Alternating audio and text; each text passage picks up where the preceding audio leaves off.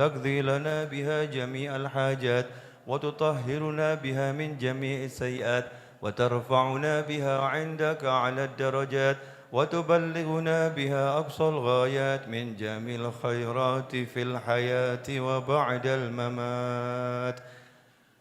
الفاتحة.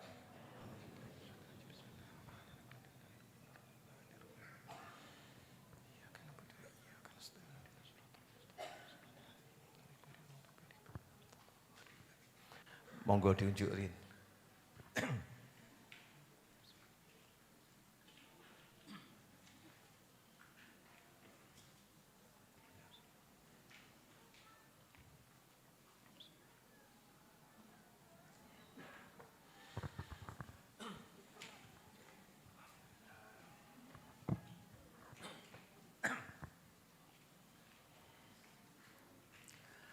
Bismillahirrahmanirrahim. Alhamdulillahi Rabbil Alamin. Allahumma salli wa sallim ala Sayyidina Muhammadin wa ala ali Sayyidina Muhammadin miftahi babi rahmatillah adada ma fi ilmillah salatan wa salaman daimaini bidawami mulkillah. Allahumma salli ala Sayyidina Muhammadin صلاة تفتح بها لنا فتوح العارفين وتفقهنا بها في الدين وعلى آله وصحبه. السلام عليكم ورحمة الله وبركاته. Alhamdulillah, di Jumat pertama bulan Sya'ban ini Allah Ta'ala pertemukan kita dalam keadaan sehat walafiat. Mudah-mudahan kita bisa sampai bulan Ramadan sehat walafiat, bisa taat di bulan Ramadan dan tercatat sebagai hamba-hamba yang berpuasa dan beribadah serta mendapatkan rahmat, mendapatkan ampunan dan mendapatkan pembebasan dari siksa api neraka serta mendapatkan jaminan masuk surga dan Lailatul Qadar. Amin Allahumma amin. Pada malam hari ini kita akan belajar bersama-sama tentang yang kemarin saya bahas di hari Rabu, pengajian Rabu sore. Saya akan bahas lagi karena orang-orang seperti kita di akhir zaman ini butuh banyak menelan amalan. Ya, menelan vitamin. Nah, vitaminnya namanya zikir dan doa. Ya, zikir dan doa ini vitamin yang paling mujarab buat kita semua menjalani kehidupan di segala zaman, khususnya di akhir zaman. Kenapa selalu dikatakan akhir zaman? Karena kita hidup sebagai umat Nabi Muhammad SAW, yang mana Rasulullah SAW memang diutus di akhir zaman. Artinya setelah kita ini enggak lama lagi kiamat. Nah, cuman kapan ya wallahu a'lam. Mudah-mudahan tidak dalam waktu dekat. Amin. Tentang apa yang akan kita pelajari? Tentang kalimat la haula wala quwata illa billah. La haula wala quwata illa billah. Kalimat ini merupakan kalimat yang kalau dihayati, diucapkan, diresapi, maka orang yang berzikir dengan kalimat ini otomatis menjadi kuat. Otomatis menjadi kuat. Karena pengakuan dari hati la haul wala quwwah. Haul itu artinya gerak. Ya, quwwah kekuatan. La haula wala quwwata. Saya tidak bisa bergerak, saya tidak bisa berbuat apapun, tidak punya kekuatan untuk melakukan apapun illa billah, kecuali dengan pertolongan Allah, kecuali dengan izin Allah. Itu hakikat la haula wala quwwata illa billah. Nah, sebelum kita bahas, mari kita renungkan, pemirsa dimanapun antum berada. Kita renungkan dulu. Kita ini banyak berbuat dengan merasa mampu atau berbuat sadar tidak mampu?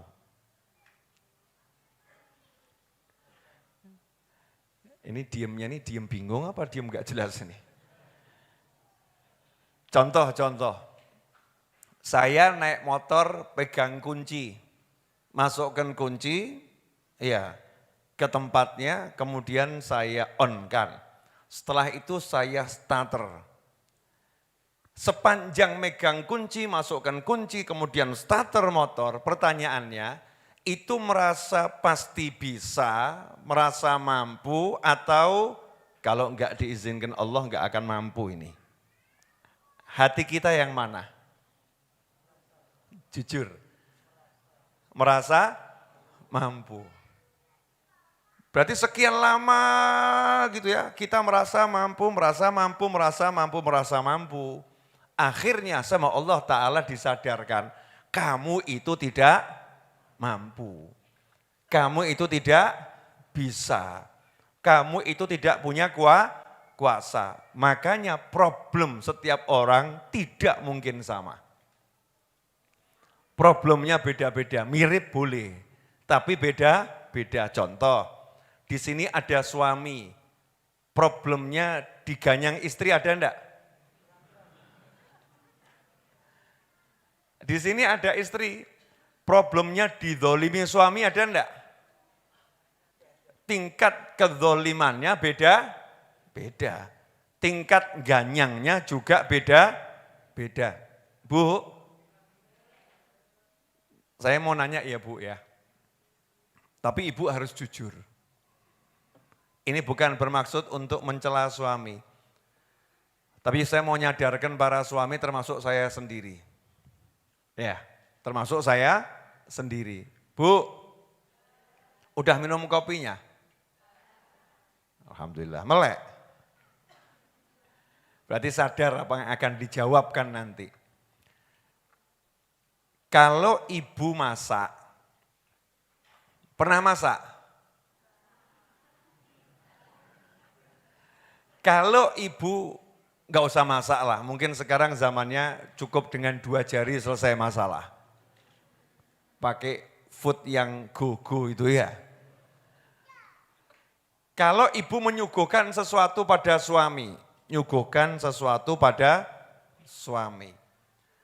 terus suami tidak mengapresiasi, suami enggak bilang terima kasih, suami tidak memuji, tapi suami marah. Tiap hari kok makannya seperti ini. Enggak bisa toh model makanan yang lain. Hati ibu terluka, tergores atau remuk? Remuk. Ada yang tergores, ada yang remuk, ada yang terluka. Kenapa terluka? Jawabannya sederhana, karena merasa aku sudah melayani, aku sudah berbuat, aku sudah berusaha, aku sudah, tapi kok tetap salah juga. Kok salah terus? Kira-kira begitu, betul atau enggak betul Bu? Betul ya? Nah, justru itulah teguran dari Allah Subhanahu wa Ta'ala untuk ibu. Yang aneh tuh sering-sering justru ketika begitu ngomong begini, kurang apa toh saya? Hidup kok begini? Suami kok model begitu? Malaikat juga jawab, kurang apa toh Tuhanmu? Semua sudah dikasih, tapi kamu jadi hamba kok sombongnya luar biasa. Kamu merasa kamu mampu, mampu. Aku bisa, aku mampu, aku sudah. Makanya langsung diuji, suaminya disuruh marah. Biar apa? Biar tidak suka sama suaminya, biar kembali pada Allah. Gusti ya Allah, bojo kok kaya ngene. Paham enggak Bu? Belum paham. Diam itu tanda ibu-ibu belum paham. Saya tak ngomong sama bapak-bapak, ini kelihatannya lebih mudengan daripada ibu-ibu. Ya kawan-kawan semua, kaum pria dimanapun Anda berada. Pernah enggak dikecewakan sama istri? Sering. Ada yang menjawab lirih tapi jelas, sering. Yang lain abstain, diem, mingkem tapi hati berbicara. Sering dikecewakan sama istri. Pertanyaan saya, sering enggak kamu mengecewakan Tuhanmu? Sering. Sering kita mengecewakan Allah. Jadi kalau dikecewakan sama istri, pantas atau enggak pantas? Kenapa pantas? Ini kok wajah-wajah diem semua, kenapa ini ya? Ini efek belum makan atau efek lapar? Atau efek belum jelas pertanyaan saya? Pemirsa nyantai ya, ini belum pengajian kok. Baru nanya-nanya dulu. Kan pengajiannya belum dibahas. Jadi banyak problem manusia akhir zaman ini adalah kita sebagai manusia merasa bisa. Merasa sudah. Contoh, saya udah kerja dari pagi sampai sore. Saya udah memberi nafkah kepada istri. Saya sudah dari pagi sampai sore melayani suami, ngurus anaknya, ngurus rumah. Saya sudah selalu melihat aku sudah,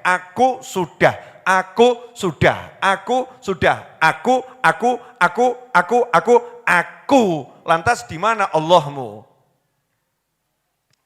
Simple ya. Nah beda kalau orang yang paham akan mengatakan alhamdulillah. Saya diberi Allah kekuatan untuk menjalankan tugas sebagai suami cari nafkah. Alhamdulillah, dari pagi sampai sore saya keluar diberi kemudahan oleh Allah Subhanahu wa ta'ala untuk kembali ke rumah. Hasil ada enggak ada, yang penting pulang sampai rumah. Alhamdulillah, Allah yang memudahkan semua urusan saya. Istri juga begitu, alhamdulillah. Aku diberi kekuatan untuk sabar menghadapi bojo model begini. Kalau enggak dikuatkan Allah, enggak mungkin aku bisa sabar. Alhamdulillah, Allah. Dia tidak melihat dirinya, tapi selalu melihat aku diberi Allah kemampuan, aku diberi Allah kekuatan. Sehingga tidak akan pernah lelah, enggak akan pernah capek. Yang ada adalah selalu merasa akan ditolong Allah Subhanahu wa ta'ala. Nah perasaan ini kalau terus ada dalam diri seorang hamba, hidupnya enak. Gak mungkin gak enak. Contoh, saya mau beli rumah, tapi saya uangnya gak cukup. Rumahnya harga 100 juta, uangnya cuman 100.000. Beda tipis ya, beda nol, betul ya? Uangnya 100.000, pengen beli rumah harga 100 juta. Ada orang bilang, enggak mungkin kamu bisa beli rumah harga 100 juta. Karena uangmu cuman 100.000. Pertanyaan saya, omongan orang ini benar atau salah? Enggak ya, salah. Siapa yang suka ngomong begitu? Uang 100.000 kok muluk-muluk mau beli rumah harga 100 juta. Sadar Pak, sadar. Ada enggak yang ngomong begitu? Simple loh ya, enggak mungkin cukup, enggak mungkin bisa. Ketika kita ngomong seperti itu sebetulnya secara kemanusiaan betul-betul saja, ya kan ya? Uangnya 100.000 kok mau beli rumah harga 100 juta. Ojo ngimpi, gak mungkin bisa gitu. Ini menurut ilmu manusia di masyarakat. Tapi kalau ilmunya orang yang beriman lain, insya Allah 100.000 bisa beli 100 juta. Kapan? Yombo. Tapi insya Allah. Loh kamu kok bisa ngomong gitu? Kata orang Jawa, wolo-wolo kuwato. Wolo-wolo kuwato. La haula wala quwata illa billah. Memang rupiah 100.000 enggak cukup untuk bayar 100 juta. Tapi kalau Allah mau dari 100.000 ini yang 100 juta bisa lunas. La haula wala quwata illa billah. Yang muncul itu kira-kira apa? Putus asa atau semangat? Putus asa atau semangat? Semangat. Dia bawa 100.000 pergi ke pasar.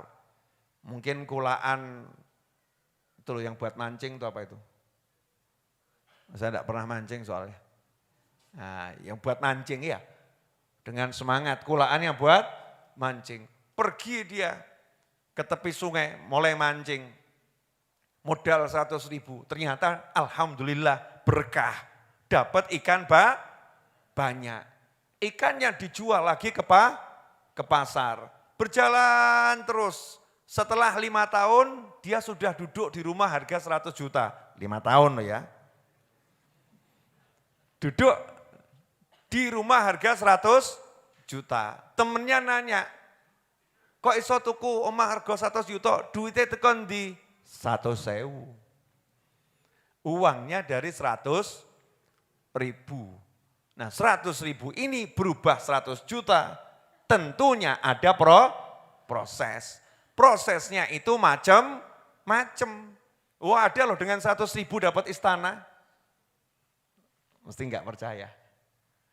Dia nikah dengan perempuan, perempuannya ternyata kaya raya dengan mas kawin 100.000 rupiah. Kemudian tinggal di rumah istri. Dapat istana enggak? Dapat. Modalnya berapa? 100.000. La haula wala quwata illa billah. Nah, kelemahan kita, ini sebelum kita bahas isinya ya, nanti kita akan bahas hadits-haditsnya. Kelemahan kita itu selalu mengukur pakai angka. Selalu mengukur pakai nilai. Aku iso, aku gak iso. Aku bisa, aku tidak bisa. Sehingga kehilangan yang maha bisa. Aku mampu, aku tidak mampu. Sehingga kehilangan yang maha mampu. Justru seharusnya itu ketika kita jalan selalu ngomong aku tidak bisa. Aku tidak mampu. Insya Allah dijadikan bisa oleh Allah. Dijadikan mampu oleh Allah. Sehingga ketika dia jalan di hatinya itu terus Gusti tolong, ya Allah tolong, ya Allah bantu, ya Allah, ya Allah, ya Allah, ya Allah. Tidak ada sedikit pun rasa mampu tanpa Allah. Nah orang yang udah bisa begitu nggak mungkin lemah. Karena setiap kali ada masalah, dia akan ngomong, aku nggak bisa ya Allah, engkau yang bisa, tolong. La haula wala quwata illa billah. Saya itu dikasih tahu sama teman-teman relawan dulu waktu bangun ini, musola ini. Itu ketika ngangkat barang yang berat-berat, teman-teman relawan itu cerita begini, Bib, kalau di Sragen ya, saya nggak ngomong Solo nih. Ini orang Sragen yang ngomong, entah Sragen bagian mana ya. Kalau di Sragen tuh orang-orang tua dulu kalau mau ngangkat barang abot berat gak kuat, itu ngomong sama anak-anak, ayo wolo-wolo kuato, wolo-wolo kuato. Wolo-wolo kuato. Mengandalkan wolo-wolo kuato. Nah, dikira sama anak-anak muda tuh wolo-wolo kuato tuh mantra gitu ya. Wolo-wolo kuato. Padahal wolo-wolo kuato itu mengambil dari la haula wala quwata illa billah. Kalau enggak bisa insyaallah la haula wala quwata illa billah. Insyaallah jadi kuat. Alhamdulillah Habib. Kalau udah seperti itu ya iso kuat. Ya, kuat bisa timbul semangat. Nah, sekarang saya akan jelaskan korelasinya hubungan kalimat itu dengan rahasia menjalani kehidupan. Waktunya insya Allah 30 menit selesai. Tadi kan sudah ngomong 15 menit. Jelas semuanya? Mau enggak ini? Mudah-mudahan dikasih ilmu barokah, amin. Yang pertama, di jagat raya ini tidak ada dan tidak akan pernah ada manusia yang melakukan perjalanan seperti Kanjeng Nabi Muhammad SAW. Enggak ada. Mau ada pesawat antariksa model apapun, ya tidak akan bisa melakukan perjalanan seperti yang sudah dilakukan baginda Muhammad Sallallahu Alaihi Wasallam. Alhamdulillah tuh kita hidup di akhir zaman, jadi mudah untuk menggambarkannya, ya mudah untuk menggambarkannya. Ini sekarang saya live streaming di YouTube. Dari mana-mana pada lihat, ya. Banyak yang lihat live secara langsung, ya secara langsung. Tapi live-nya ini tidak pakai kamera 360 derajat. Saya pernah pakai kamera 360, saya taruh di depan sini.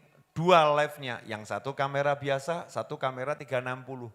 Kalau pakai kamera 360 yang nonton di rumah, itu handphonenya bisa diputer-puter. Jadi bisa lihat yang di belakang siapa, di atas ada apa, kanannya ada siapa. Seakan-akan duduk di tengah majelis. Itu di YouTube sudah mampu sejak waktu itu dan sudah saya praktekkan.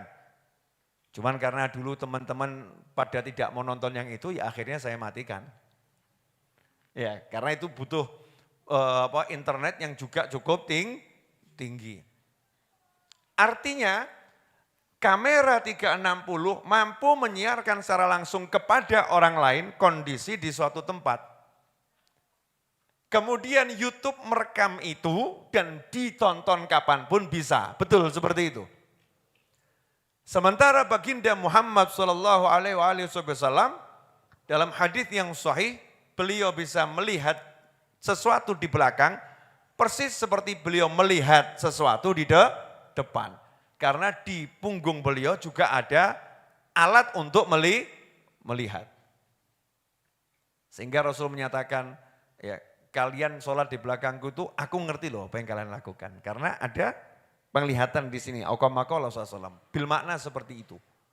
Sehingga dengan adanya kamera 360 kita bisa paham bahwasannya baginda Muhammad SAW punya kemampuan untuk melihat 360. Sekelilingnya bisa dilihat. Karena itulah kita mendengar sahabat bercerita, duduknya muter ya. Sahabat merasa saya dilihat terus oleh Nabi Muhammad SAW. Setiap orang merasa dilihat oleh Nabi Muhammad SAW. Nah, cara nontonnya bagaimana itu? Cara melihatnya seperti apa?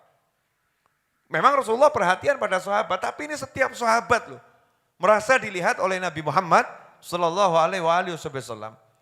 Dengan kemampuan melihat 360 tadi dan hati dan ruh yang paling besar dari seluruh makhluk Allah Ta'ala, maka setiap kali Rasul melakukan perjalanan, beliau SAW merekam semua yang ada di sekitarnya.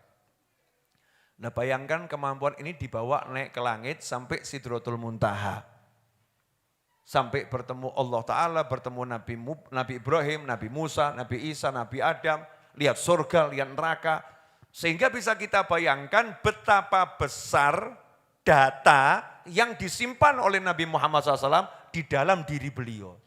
Makanya Rasul SAW dengan santai mengatakan ketika malaikat Jibril alaihissalam nyamar menjadi manusia yang mau belajar, tapi nanya kemudian dijawab benar kamu. Nanya dijawab bilang benar kamu.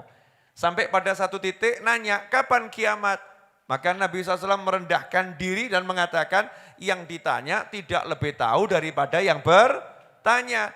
Tapi mau enggak saya sebutkan ciri-ciri kalau nanti kiamat itu sudah dekat, ciri-cirinya apa saja. Di situ Nabi Muhammad SAW menjelaskan ciri-ciri datangnya kiamat. Di hadis yang lain menjelaskan ciri-ciri kalau kiamat sudah dekat. Sangat banyak hadis yang disebutkan oleh Nabi Muhammad SAW. Kalau kiamat sudah dekat akan ada ini, dan seterusnya. pertanyaannya, kalau misalnya saya ditanya, Habib bagaimana Jogja? Saya jawab, yang nanya sama yang ditanya. Yang ditanya ini enggak lebih ngerti daripada yang bertanya. Cuman saya bisa jelaskan ciri-cirinya Jogja. Oh, bagaimana ciri-cirinya? Itu kalau mau masuk Jogja, melewati Prambanan dulu. Nah di Prambanan itu ya, nanti setelah Candi Prambanan kita terus, itu jalan ada 2, jalur untuk truk sama jalur untuk motor atau untuk mobil di kiri. Nah kalau di jalur untuk mobil itu, kamu lewat di situ, nanti ada yang jual es dawet enak di sana itu. Wah. Iya, terus kamu lurus lagi, ya di kiri jalan ada pom bensin. Kamu lurus lagi, nanti ada bandara yang lama. Terus lagi, itu kamu ada pertigaan, belok kanan itu namanya ring road. Namanya ring road, itu ring road utara. Kamu lurus lagi, ya nanti itu ada pertigaan juga, belok kiri, kamu akan lurus lagi ketemu ring road selatan. Tapi kalau kamu nggak belok kiri, kamu lurus, nanti kamu ketemu mall yang besar tuh di Yogyakarta. Di depannya mall itu ada hotel. Hotelnya ada jembatannya nyambung ke mall. Orang tadi ngomong apa? Ngono kok ngomong gak ngerti Jogja. Betul. Berarti ngerti gitu loh. Berarti ngerti, berarti paham. Tapi bahasa yang digunakan Nabi Muhammad SAW, saya akan jelaskan ciri-cirinya. Bagaimana seseorang bisa mengerti ciri-ciri kiamat kalau tidak melihat kiamat. Kalau tidak melihat rentetan waktu menuju kiamat. Nabi Muhammad SAW udah menembus 7 lapis langit, menembus Sidratul Muntaha, sudah lihat surga, sudah lihat neraka. Sementara surga dan neraka itu baru bisa didatangi setelah yang namanya nanti Yaumul Hisab. Nah, ini ada misteri, ya misteri perjalanan waktu. Daripada pusing di situ, kita cukup beriman pada Allah dan Rasulnya. Kenapa? Sirah jeblok mikir kui. Enggak kuat. Bukan jatah kita ya. Ya jatah kita di sini. Lah kalau saya udah punya Nabi, saya punya Rasul Muhammad SAW yang sudah ketemu Allah, sudah menjelajah jagat raya. Kemudian Rasul saya ngasih informasi, mestinya saya percaya atau enggak percaya? Yakin atau enggak yakin? Berarti manusia yang paling pinter siapa? Nabi Muhammad SAW. Manusia yang paling hebat siapa? Nabi Muhammad SAW. Manusia yang paling luar biasa siapa? Nabi Muhammad SAW. Berarti petunjuk-petunjuk Nabi Muhammad SAW adalah kebenaran mutlak yang tidak boleh dipertanyakan. Untuk kita umat Islam. Iman sama Allah, iman sama Nabi Muhammad SAW. Gak mungkin keliru Rasulullah SAW. Kalau udah begitu, hidup ini gampang. Kita akan bahas sekarang urusan la haula wa la quwata illa billah. La haula wa la quwata illa billah ini bukan sembarang zikir. Zikir itu macam-macam ya. Tapi zikir ini pernah disebutkan oleh seseorang setiap kali masuk ke dalam kebunnya. Masya Allah la quwata illa billah. Masya Allah la quwata illa billah. Hasilnya kebunnya panennya subur, sementara kebun orang lain yang sombong terbakar habis. Dia panennya subur dan berhasil. Zikir ini datangnya bukan dari muka bumi. Tapi zikir ini datangnya langsung perintah dari mi'rajnya Nabi Muhammad sallallahu alaihi wasallam. Dari siapa? Dari Nabi Ibrahim alaihissalam ketika bertemu dengan Nabi Muhammad SAW. Ketika Nabi Ibrahim bertemu dengan cucunya yaitu Nabi Muhammad SAW, Nabi Ibrahim titip salam untuk kita semua. Sampaikan salamku kepada umatmu. Dan sampaikan kepada mereka semua surga itu tanahnya subur, tanahnya bagus. Dan tanamannya adalah ucapan la haula wa la quwata illa billah.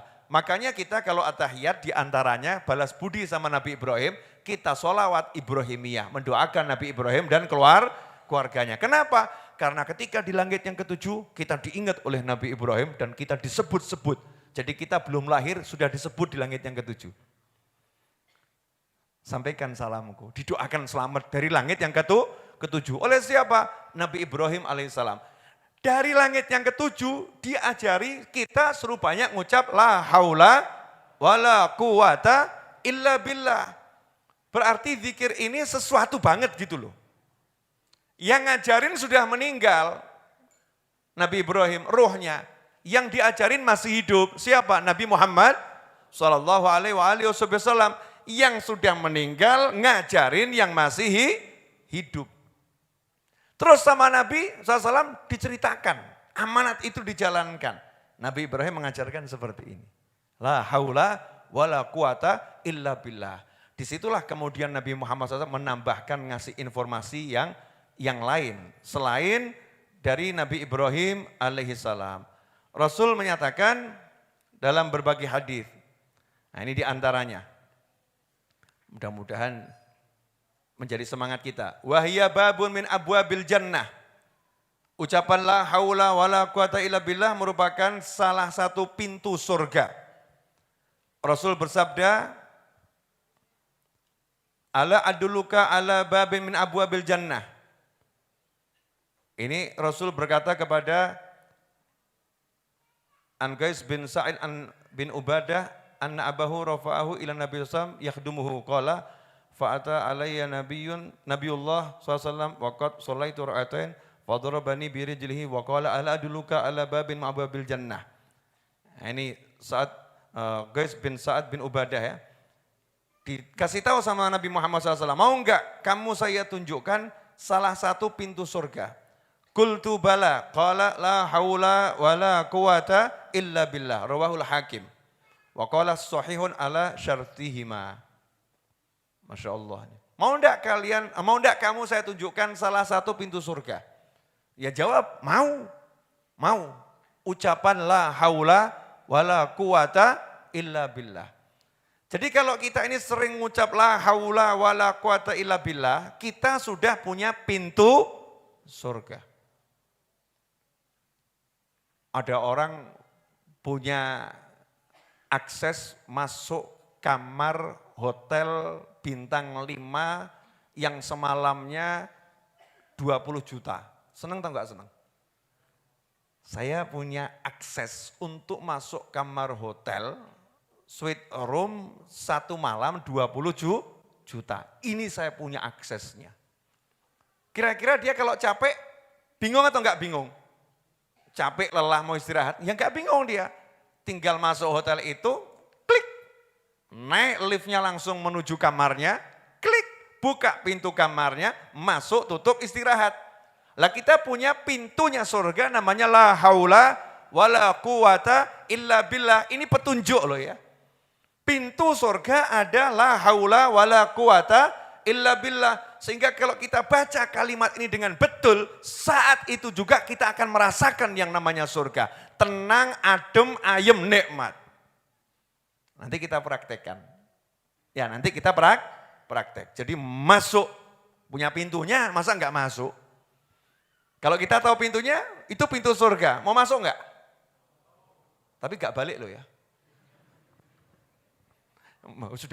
Sudah masuk surga, dibilangi gak balik, cek mikir kan kebangetan loh ya. Mas, sadar didik. Kamu masuk surga ketemu bidadari, mau pulang ke rumah ketemu istri yang nyebelin? Mau? Mau ngomong gak mau ya gimana gitu ya. Ibu-ibu, kalau bisa melarikan diri dari suami tapi masuknya ke dalam surga, mau enggak Bu? Pekewo, solihah. Ternyata walaupun dibuka pintu surga, tetap pengen sama suami yang nyebelin, gitu Bu? Enggak, bukan masalah itu Beb, kenapa? Belum mau mati dulu, oh gitu masalahnya. Saya kira karena cinta. Ternyata karena belum mau mati dulu. Lah kalau mati sekarang masuk surga mau enggak? Ngono kakek mikir, mau gitu loh ya. Oh kalau genah masuk surga ya bismillah, betul ya. Tapi masih belum jelas ya nanti dulu. Panjang umur, sehat wa'afiat, fita'atillah. Nanti yang lain meninggal duluan kita belakangan. Kan semangatnya harus seperti itu. Man tala umruh wa hasuna amaluh. Panjang umur amalnya bagus, baik. Pintu surga namanya la haula wala quwata illa billah. Pertanyaan saya, lah kenapa Nabi ngomong sama sahabat, mau enggak kamu saya tunjukkan pintu surga? Ini buat apa ngomong begitu? Lihat saya nggak enak sama kenapa? Makanya kalau Kanjeng Nabi bersabda tuh kita rasakan ya. Ada sahabat habis sholat sunnah terus Rasul ini sampai dikatakan fadorobani birijlih. Sama Kanjeng Nabi SAW disenggol-senggol pakai kakinya Rasulullah SAW. Tuh, saking akrabnya gitu ya. Mau enggak saya kasih tahu pintunya surga? Mau. La haula wala quwata illa billah. La haula wala quwata illa billah. Nah ini sahabat yang terima kira-kira setelah itu ngapain? Praktek. Oh berarti kalau saya mengucap la haula wala quwata illa billah saya masuk surga. Lah kalau kita udah ngucap kok masih berada di neraka berarti kan salah. Salah ngucap, salah cara, enggak paham. Seharusnya begitu ngucap langsung surga. Surga itu apa? Enggak ada sumpek. Mana ada di surga sumpek? La haula wala quwata illa billah. Di surga senang. La haula wala quwata illa billah. Langsung senang. Di surga itu ketemunya sama hal yang nikmat semua. Maka begitu mengucap la haula wala quwata illa billah, yang dilihat jadi menyenangkan semua. Baru itu ucapannya betul. Nah sahabat paham itu, makanya sahabat nyantai saja. Aku udah punya pintunya surga. Nyantai. Ya kalau bab pintu surga kelihatannya kurang nyantol jenengan. Sekaboten ya. Wes sing rada enteng we. Ya, bab fulus. Nah, ya toh sepakat nih. Kalimat la haula wala quwata illa billah kata Nabi Muhammad SAW obat untuk 99 penyakit. Penyakit paling ringan yang bisa disembuhkan adalah rasa sumpek. Semua udah tahu itu. Ya sudah tahu. Itu gak akan saya bahas. Tapi yang menarik ini. Masya Allah saya juga butuh ini. Utangku ya akeh. Ruya anin Nabi sallallahu alaihi wasallam qala man qala la haula wa la quwata illa billah mi'ata marrah fi kulli yaumin lam yusibhu faqrun abada. Wes enak iki. Cocok share. Anti melarat. Itu donga anti melarat. Udah upload jadikan konten viral. Viral tuh yang begini-begini kan bagus. Jangan yang begitu-begitu. Ya, viral kan yang begini-begini, doa-doa, itu bagus. Jangan yang begitu, enggak manfaat. Yang begini manfaat insya Allah. Kata Nabi Muhammad SAW, barang siapa dalam sehari, dilakukan setiap hari, ya, barang siapa dalam sehari dan itu dilakukan setiap hari, istiqomah, mengucapkan kalimat la haula wala quwata illa billah 100 kali, lam yusibhu faqrun abadan. Selama-lamanya kefakiran tidak bisa mengena padanya. Gak iso fakir. Gak mungkin merasakan fakir. Loh kadang yang gak punya duit tapi gak fakir. Banyak loh orang itu yang sugih tapi fakir. Ada enggak? Banyak. Sugih tapi melarat. Melarat tapi sugih. Ini orang yang rajin la haula wala quwata illa billah 100 kali tiap hari tidak akan merasakan kefakiran. Lawannya kefakiran apa? Kecukupan. Nah kalau orang udah merasakan kecukupan sugih atau enggak sugih? Sugih. Nah yang jadi masalah itu apa? Membuat orang tidak sugih karena tidak bisa merasa cukup. Enggak bisa merasa puas. Gini, sebetulnya makan kates itu cukup enggak? Cukup ya? Sebetulnya. Tapi nyatanya kurang.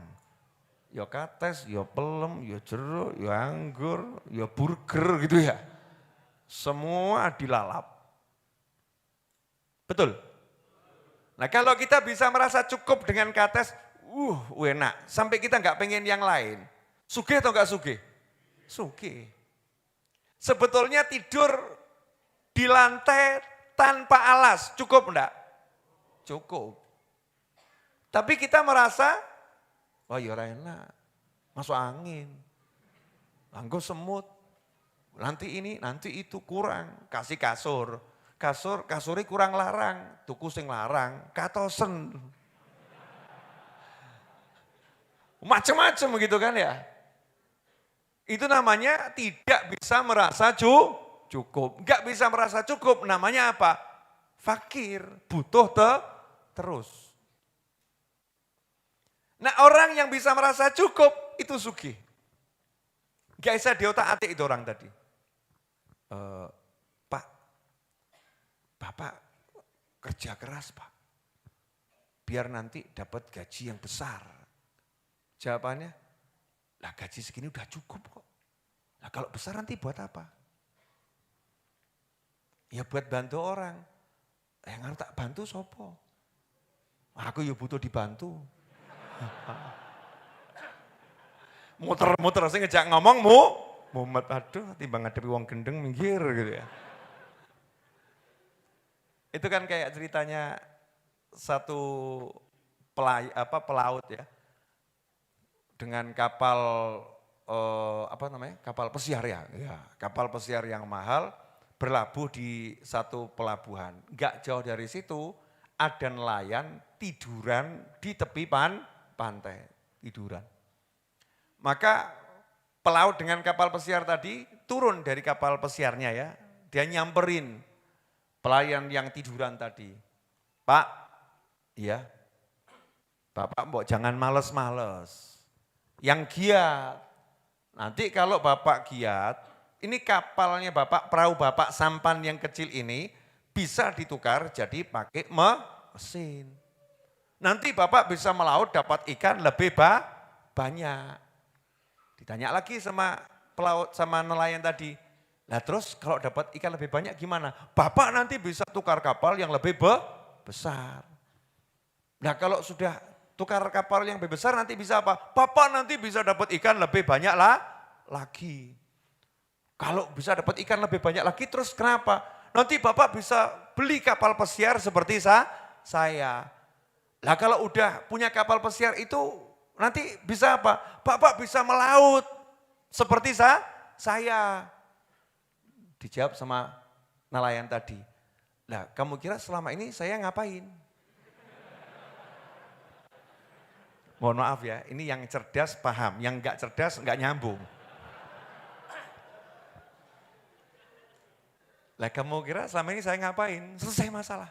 Lah ngapain saya harus capek-capek nunggu punya kapal pesiar baru melaut dengan sampan saya udah cukup bahagia. Ngapain nunggu punya rumah mewah untuk istirahat. Oh pantai ini pasirnya udah bisa buat aku tidurnya nyenyak. Sebetulnya yang waras yang mana ini?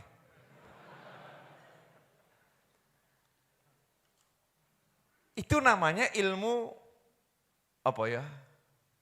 bisa kaya gitu ya. Kaya. Betul kita harus berjuang mencari nafkah, itu namanya ibadah. Tapi kalau udah punya merasa kaya, satu rumah kan enak ya. Masya Allah, istri merasa kaya, anak merasa kaya, suami merasa kaya. Walaupun tidak punya uang, ketemu orang kaya, bingung orang kayanya. Orang kayanya bingung. Masih ingat ketika ada orang kaya ngajak jalan-jalan anaknya? Maksudnya biar anaknya itu mengenal dunia luar. Ditunjukkan ke perkampungannya orang-orang miskin. Orang kaya sugih pol ngajak anaknya pergi keluar, ditunjukkan perkampungannya orang miskin. Pulang ditanya sama bapaknya, gimana anak? Maksudnya bapaknya biar anaknya itu bersyukur gitu ya. Alhamdulillah kita punya toilet yang bagus, mereka enggak punya toilet. Alhamdulillah kita punya rumah yang mewah, mereka rumah yang enggak jelas. Maksudnya bapaknya begitu. Tapi ternyata jawaban anaknya itu mengagetkan. Gimana anak? Sungguh miskin kita ayah. Bingung bapaknya. Maksudmu? Rumah kita dibatasi tembok, rumah mereka tak ada batasnya. Masya Allah, anaknya sopo gitu ya. Dan nanti kelanjutannya lain waktu ya. Jadi pola pikirnya beda. Pola pikirnya berbeda hati loh. Ini hati sugih, hati kaya begitu. Lah kita nih mental kadang mental melarat tingkat tinggi kok. Tawari, kamu beli rumah itu ya? Lah, tuku omah, warung ngarep belum dibayar kok ya. Sarapan kemarin aja belum dibayar, kok mikir beli rumah. Ini kan mentalnya mental miskin, maksudnya takut gitu loh ya. Takut jadi orang kaya. Mestinya kan kita nyantai. Tuku omah ki, alah mau siji, 10 tak tuku. Nah, sing takok gendeng, sing ditakoni kudu oleh gendeng. Selesai itu ya. Kalau yang nanya itu gila, kamu harus lebih gila. Udah jelas gak punya uang kalau ditanya suruh beli rumah itu ya jawaban malah mau siji, 10 tak pangan, kan begitu. Nyantai. Semangat gitu. Bukan, aja ngenyek mas. Ini kalau gitu kan mentalnya mental kita ini gak punya Allah yang maha kaya. Tapi kalau mentalnya punya Allah maha kaya walaupun kita gak punya duit. Kenapa? Suruh beli itu. Suruh beli itu. Boleh. Cuman itu toh. Carikan yang lain. Insya Allah akan saya beli semua. Kapan? Lembu. Nah, kamu juga tahu saya belum punya uang. Tapi titenonong kok. Insya Allah tak tuku. Ya. Itu semangatnya orang yang hatinya kaya. Nah kalau udah hati kaya itu enak. Asyik. Mohon maaf ya Bu ya, mohon maaf. Saya ketemu dengan manusia-manusia yang punya duit tapi miskin. Ini awang saya nggak enak Bu ya. Gini. Orang kaya takut mengeluarkan duit. Berarti kaya atau miskin? Miskin ya? Berarti kan hartanya masih terbatas, takut entek ngono ya? Nah orang miskin gak takut mengeluarkan duit. Memang gak punya. Maksudnya ya entek-entekan gitu loh ya. Berarti ini kaya atau miskin? Kaya. Nah kalau masih takut mengeluarkan duit berarti kan uangnya masih ada limitnya. Masih ada batasnya. Tapi kalau enggak takut mengeluarkan duit, berarti dia kan merasa entek ono insya Allah. Gak usah dipikir, hidupnya nyantai. Lah ini enggak. Kadang itu mau ganti kerudung aja nunggu 2 tahun. Padahal duitnya banyak itu. Ramadan kemarin dia sampai sekarang belum ganti. Rukonya ya itu saja. Kenapa? Eman-eman. Anting-anting disimpan, anting-anting 1, anting-anting 2, anting-anting 3, anting-anting 4, anting-anting 5. Ya, padahal anting-anting dipakainya belum tentu setahun sekali. Rukoh yang dipakai tiap hari tidak dibeli. Jawabannya apa? Orang duit duit. Lah kuwi anting-antingmu 10 ki ora duit. Paham maksud saya? Ini orang kaya tapi miskin. Ada orang yang enggak punya duit, pas-pasan duitnya. Tiba-tiba pulang dari kantor bawa kasur. Istrinya nanya, mas kok beli kasur? Timbang masuk angin. Ya. Terus gaji, yontek. Sesok pikir ngopo mikir saiki. Urung karuan urip apa pikir ya. Saya mau nanya, ini kaya atau miskin orang begini? Kaya, tapi ya ojo kebablasan loh ya.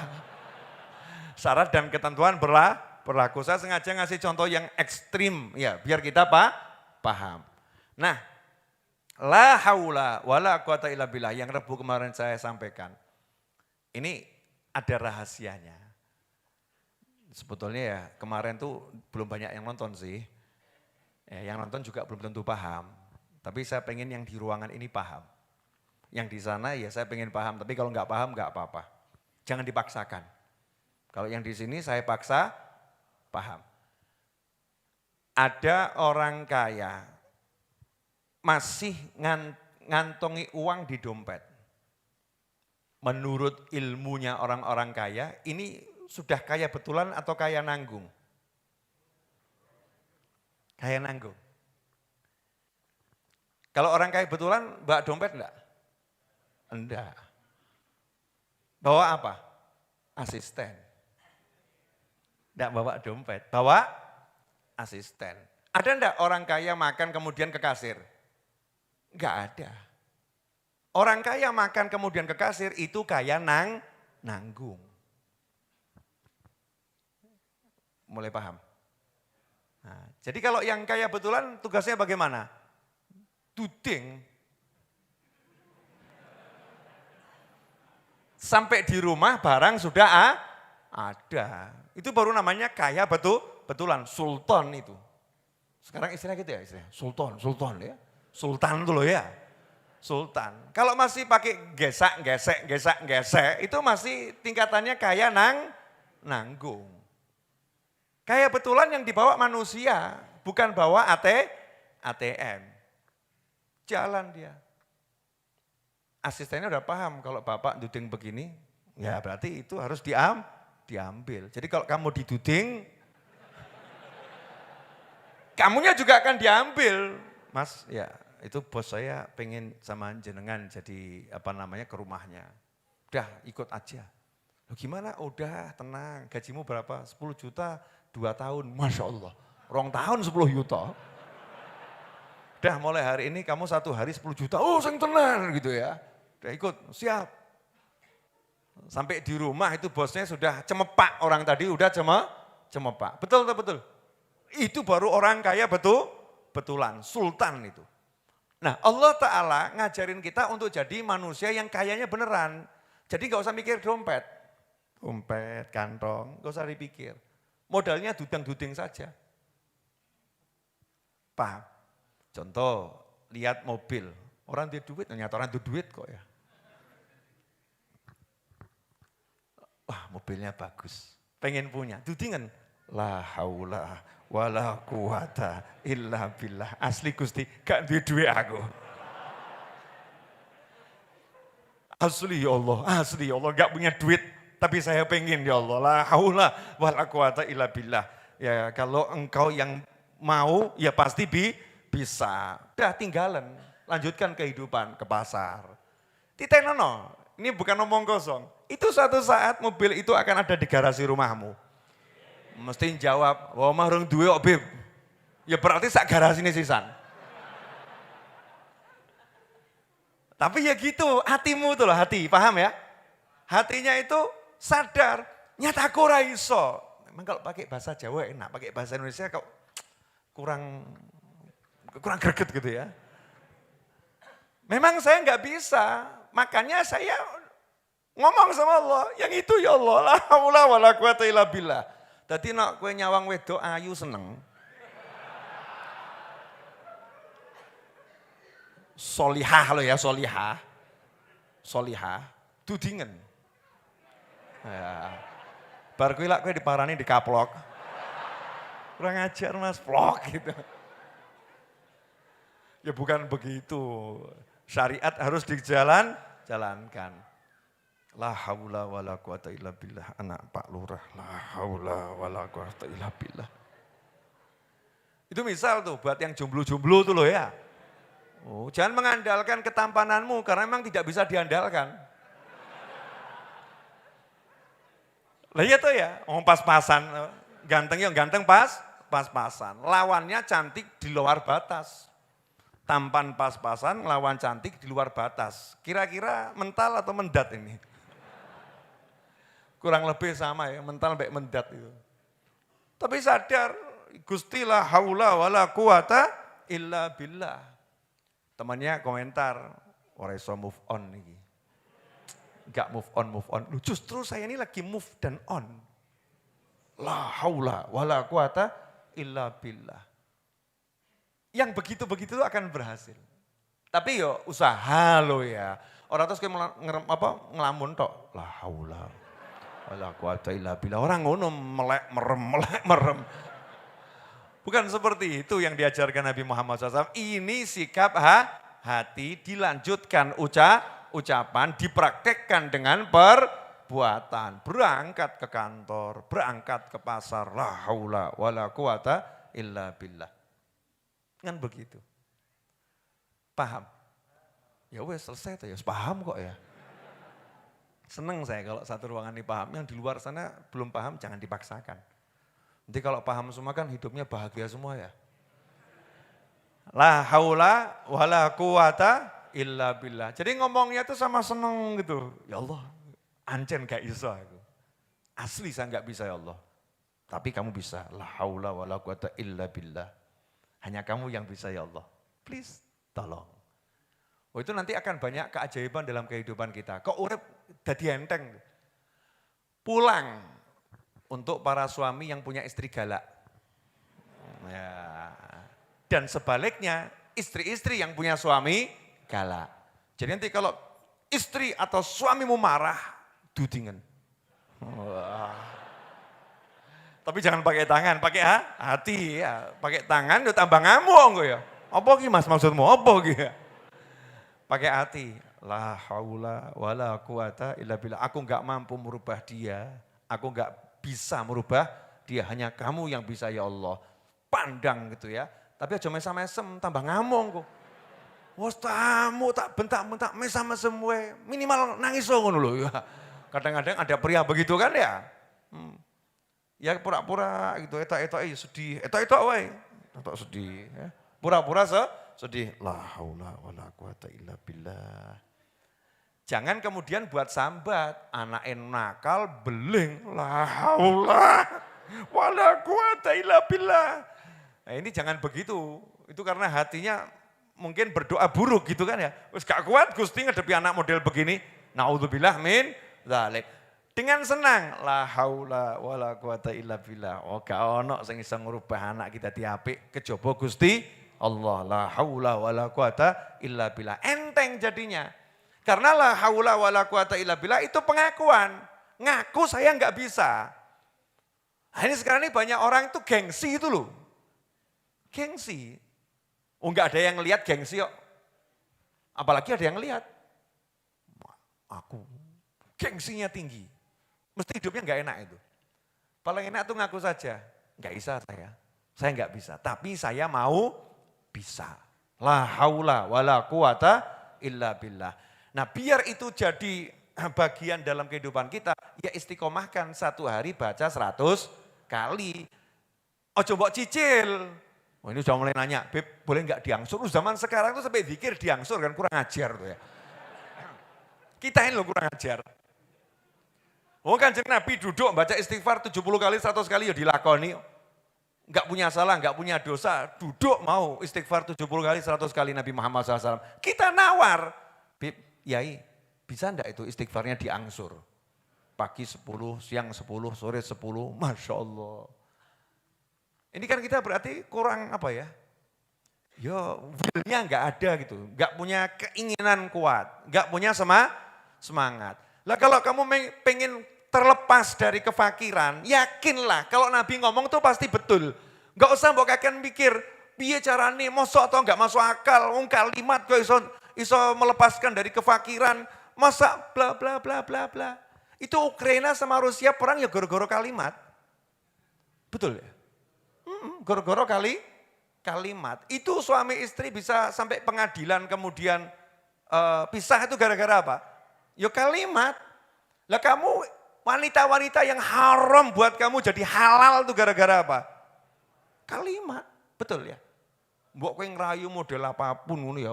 Tapi kamu tidak menerima kalimat saya nikahkan, tidak kamu terima, saya terima. Orang nang ngono, yo kayak tadi bojo.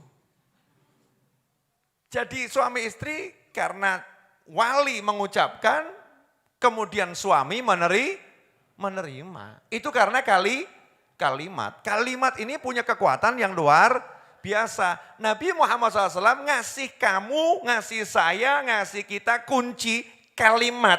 Kalau bacanya betul, gak mungkin fakir. Enak atau? Ya tinggal praktek. Satu sloyo, hitungan bener, ojo kakean. Satu siji Beb. Ya.